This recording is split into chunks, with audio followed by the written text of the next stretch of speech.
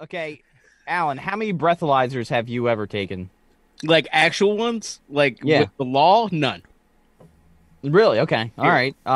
That Wes. Arbor one should have been it. Didn't happen. With the law, 0. Okay, all right. Well, then I guess I'm in the minority So here. tell us what's it like.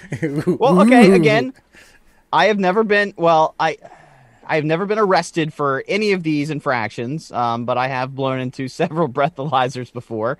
I did get an alcohol citation when I was 18 years old. It's still on the records. I should probably try to get that expunged.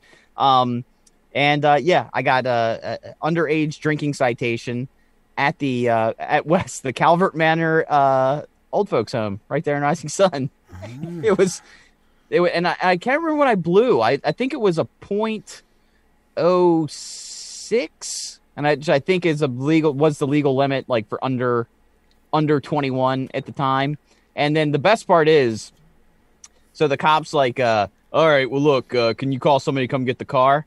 And I called the mom of the guy that I was with. We had gone to a college party at the University of Delaware, and the Calvert Manor Nursing Home was the last stop before you got to Delaware. So that's where we parked the car. That's where we got dropped off. That's where we were sitting in the car when the Reds and the Blues popped up behind us. When I was on the radio, we did one of those campaigns for the drunk driving thing, where like the cop comes in and then you drink and then they talk. We did the whole radio show, and by the end, I blew a .22.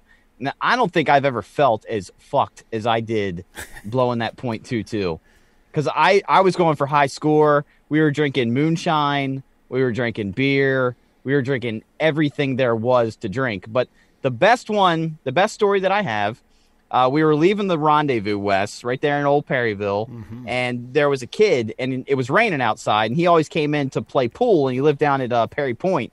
And somebody's like, hey, we should give him a ride home. I mean, it is raining out. So give him a ride. We drive past the guard station. Homeboy says, oh, take a left here. Wrong way down a one-way street. Get pulled over on the way out by the guards. They didn't have a breathalyzer with them. So they're like, oh, we're going to have to call the Maryland State Police. It's like, come on, guys. I was like, just give me the skills test, man. Let me do that thing. So I passed that. And he's like, all right, well, you can call somebody to come pick up your car if you want. So I called Jimbo. And Jimbo and the cavalry comes down.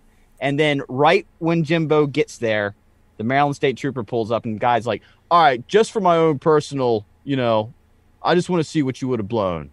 Like, all right, am I free to go? It's like, yeah, you're free to go. All right, .18. Oh, damn. Yeah. Solid.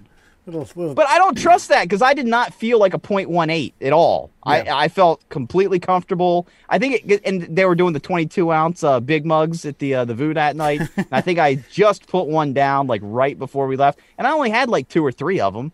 So I don't trust those fucking things. Well, I did one. I did like a personal one. I was in Coronado, California, with my cousin. That's the naval. It's the island that has a naval base off of San Diego. And we went bar hop, and we got back to this the house we were staying at. And then the person who owned the house heard us rooting around the liquor cabinet. So he came downstairs. This guy's probably in his 60s, gets all fucking like, what are you all doing? Oh, no, nothing.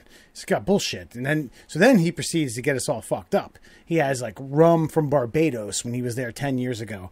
He's got vodka from Ukraine when he was, somewhere else. Okay, cool. And then I couldn't operate a fucking can opener to get a can of tuna open to make a fucking tuna melt that I really wanted.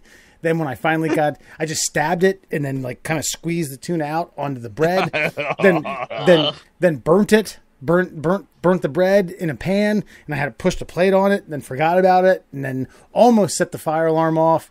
Yeah, I really the smoke detector. It was bad. And my cousin was like, how drunk are you? I got one of these. Like, .24. Nice. Yeah. Very nice.